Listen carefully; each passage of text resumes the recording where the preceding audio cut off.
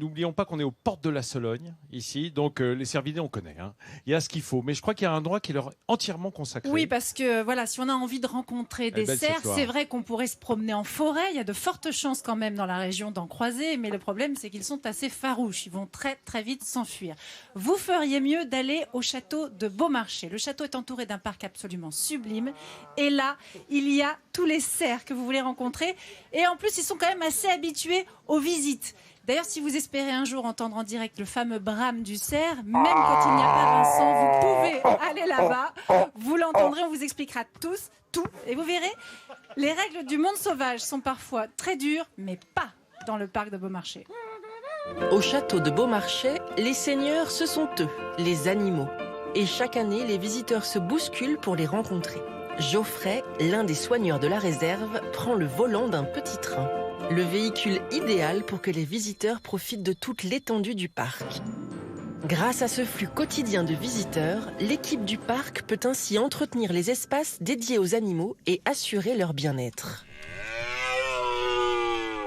Et celui qui retient toute leur attention, c'est Solo, qui ne tarde pas à se faire entendre. Il s'agit du cerf dominant, dont le brame annonce la période des amours. Ça, c'est le cri qui veut dire Mesdemoiselles, je suis complètement amoureux, venez me voir, venez me voir. Tous les ans, entre mi-septembre et mi-octobre, les cerfs poussent donc cet appel dans un but bien précis. Ce qu'il va chercher à faire, c'est à se faire une harde de biche. Et s'il y a un autre mâle qui vient effectivement l'embêter, c'est à ce moment-là qu'il va pousser des cris un peu plus territoriaux qui vont faire comprendre à l'autre mâle qu'il n'a rien à faire là. Si le mâle veut absolument avoir les biches, ils vont commencer un combat. Nous, on a très peu de combats dans le parc. Pas pour l'instant, on a un autre jeune mâle qui a 5 ans, mais il est beaucoup trop jeune pour l'instant pour prétendre à quoi que ce soit. L'ancien cerf dominant, c'est Doudou, aujourd'hui isolé de la harde. Si aujourd'hui le vieux cerf n'a plus très fière allure, il conserve pourtant toute l'affection de Didier. J'aime bien le soigner, le bichonner un petit peu. Ça fait 20 ans que je suis ici, ça fait 20 ans qu'il est là, ce cerf-là. Et je l'ai vu grandir. Une complicité née au fil des années et palpable dans les échanges entre l'homme et l'animal. Tu veux des granulés ?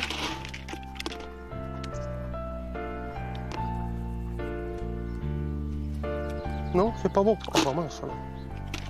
S'il n'avait pas été séparé de la harde, Doudou aurait risqué une mort certaine lors d'un affrontement avec le mâle dominant. Mais cet animal, plus tout à fait sauvage, mène aujourd'hui une retraite paisible grâce au travail et aux soins de ses professionnels. Car c'est peut-être ça, la clé pour bien s'occuper de ces animaux, la passion du monde sauvage. Tu imites assez bien le brame du cerf. Hein. J'ai longtemps bramé. J'habitais en forêt de Rambouillet pendant quelques années, donc alors ça là, me réveillait. On est un petit peu tôt, hein, évidemment, dans la saison, si vous voulez l'entendre. C'est plutôt au début de l'automne. Mais on peut croiser les biches hier en venant là, de chez ma maman des choux. Donc, on a croisé une biche. Oui, c'est vrai. Non, c'est une biche. Alors, après les cerfs, c'était une biche, on te dit. Après les cerfs, je voudrais vous parler d'insectes et de fleurs. Parce qu'ici aussi, vous pouvez aller observer ça. Il faut aller absolument au parc floral de la Source à Orléans. Regardez, l'endroit est absolument magnifique. 35 hectares entièrement dédiés à la nature, aux plantes, aux animaux. Il y a des jardins magnifiques, jardin de dahlias, jardin d'iris, une roseraie. On croise aussi des œuvres d'art disséminées ça et là dans le parc. Et un endroit magique. Incontournable. Ah oui, un endroit magique, c'est que la source du Loiret sort de terre à cet endroit-là. C'est toute petite pièce d'eau et on voit les bulles d'air et d'eau qui montent. C'est absolument très, magnifique. très et c'est la source du Loiret qui est là. C'est très très beau. On a envie d'y passer des heures. Attention aux insectes. Alors attention aux insectes, il y a un endroit absolument incontournable dans le parc floral, c'est la serre aux papillons. Elle est absolument magnifique, elle a été créée en 95, 250 mètres carrés de plantes tropicales, vous êtes plongé là dans les tropiques avec toutes sortes de papillons différents. Ce sont des papillons qui sont tous issus de fermes d'élevage du monde entier.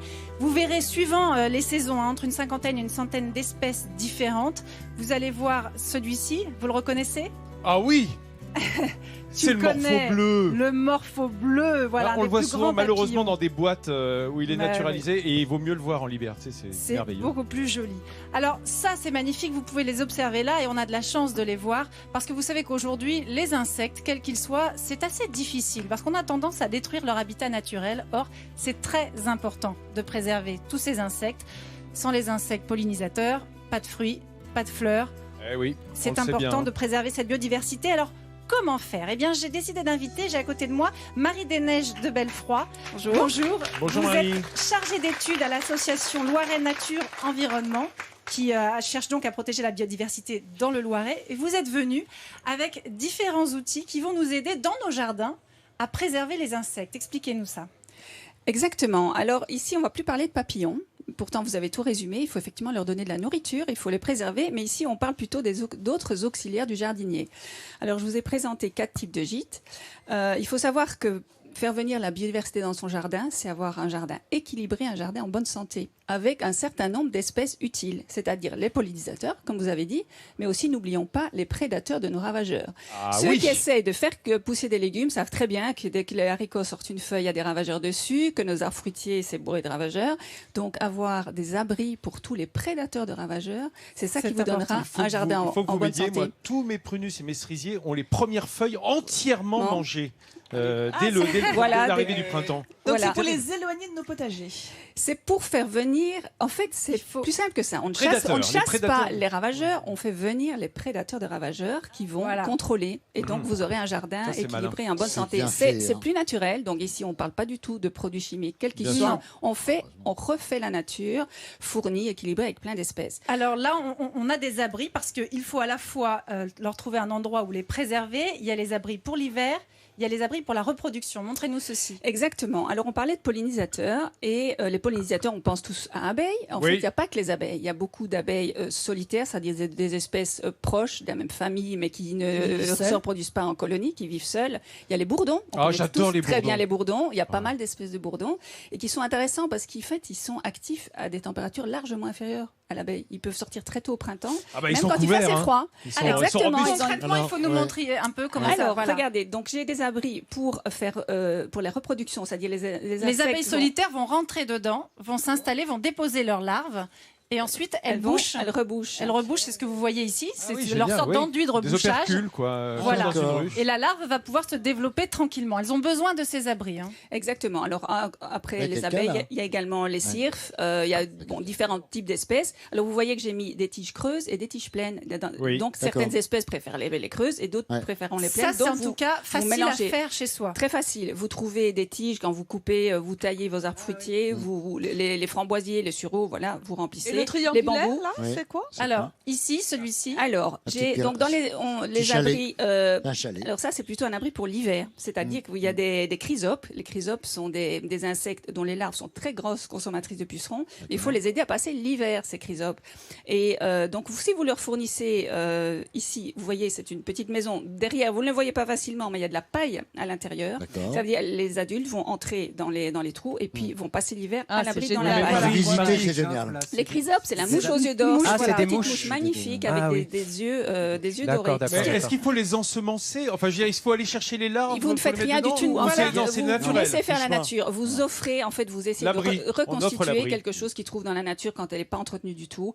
C'est tout ce qui est tiges creuses, bois mort, etc. Voilà, c'est très simple à faire chez soi. Ça, c'est la même chose que pour les abeilles, par exemple, mais on a simplement percé des trous et elles peuvent venir s'installer ici. Voilà, et comme c'est surtout aussi pédagogique, les gîtes insectes, vous n'êtes pas obligé d'en faire dans votre jardin. Si vous avez un jardin sauvage, les insectes trouveront leur bonheur. Mais si vous avez envie d'observer ce qui se passe, vous pouvez pousser... les enfants regarderont avec plaisir, mais c'est un peu plus complexe à faire. Marie-Des-Neiges, je voudrais juste qu'on donne un dernier conseil à ceux qui nous écoutent. Il y a une chose fondamentale à faire dans un jardin pour préserver les insectes. Exactement. Là, on a parlé de l'hôtel. Eh bien, il ne faut pas oublier le restaurant. C'est-à-dire que toutes ces espèces ont besoin de se nourrir. Et se nourrir, si vous avez un jardin très entretenu, avec un gazon bien tondu qui est vert, pas de fleurs, ils n'ont plus rien à manger. Arrêtez de tondre les gazons à ras. Laissez les pâquerettes, s'il vous plaît. Laissez les pâquerettes. Laissez des bandes enherbées pour vos haies. Choisissez des arbres à fleurs et puis vous aurez beaucoup plus d'insectes. Et un jardin en équilibre. Merci beaucoup. Merci Marie. Bravo. Excellent conseil. Je vais essayer de sauver mes prunus.